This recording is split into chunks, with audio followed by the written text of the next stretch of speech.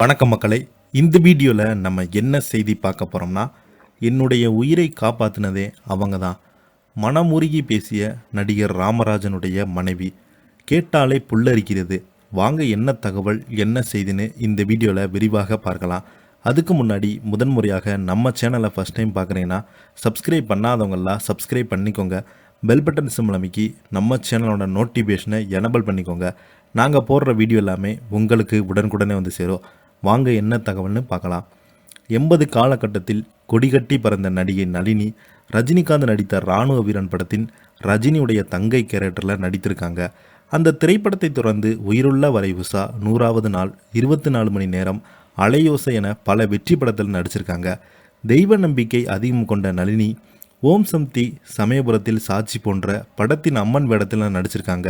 தற்போது இவங்க ஆன்மீகம் என்பது ஒரு ஒழுக்கம், என்னை உயிரை காப்பாற்றியது அம்மன் தான் என பேசியிருக்காங்க.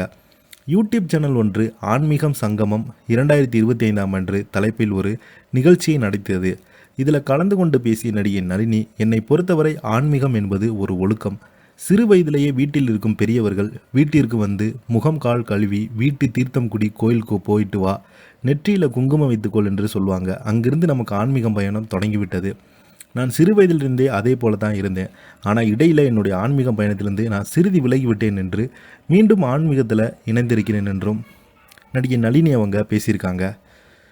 இப்பொழுது நான் மிகவும் சந்தோஷத்தின் உச்சியில் இருக்கிறேன். அதற்கு காரணம் கடவுள் என்னை ஒவ்வொரு விஷயத்தில் என்னை வழிநடத்தி கொண்டு செல்கிறார். அதற்கான சாட்சி தான் 2025 ஆண்டு ஆன்மீக சங்கத்தில் இப்போது நான் பேசி கொண்டிருப்பதுதான். என்னை பொறுத்தவரையில் ஜோதிடம் உண்மை, ஆன்மீகம் உண்மை. இந்த இரண்டுமே என் வாழ்வில் நான் கடந்து வந்திருக்கிறேன். என்னுடைய 12 வயதில் என் உடம்பு முழுக்க புண்ணாக சிரங்காக இருக்கும். அப்போது பலருக்குமே இந்த பெண் தங்க அவ்வளவுதான் என்று சொன்னாங்க. அப்போது என்னுடைய அம்மா சிவாச்சாரியா ஒருவிடம் அழைத்து சென்றாங்க.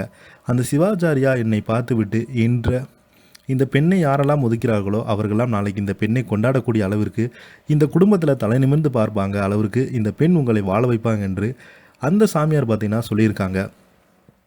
அந்த சாமியார் சொன்னதை யாருமே நம்பவில்லை என்று அம்மா மாரியம்மனிடம் மண்டியிட்டு வேப்பிலை போட்டு கதறி அழுவாங்களாம்.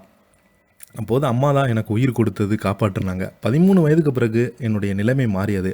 14 வயதில் நான் நடிக்க ஆரம்பித்தேன். இன்று வரையிலும் என்னுடைய கருமாரி துணை நிற்கிறார்.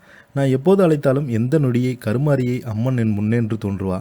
இது நல்லது, இது கெட்டது, இதை செய்யாத என்ன அம்மன் உடனிருந்து வழிகாட்டியிருந்தாங்க. அதற்கு காரணம் ஆன்மீகத்தின் மீதும் ஜோதிடத்தின் மீதும் தான் எனக்கு இருமிக்கும் நம்பிக்கை. நடிகை நளினி அந்த நிகழ்ச்சியோடு பேசியிருந்தாங்க.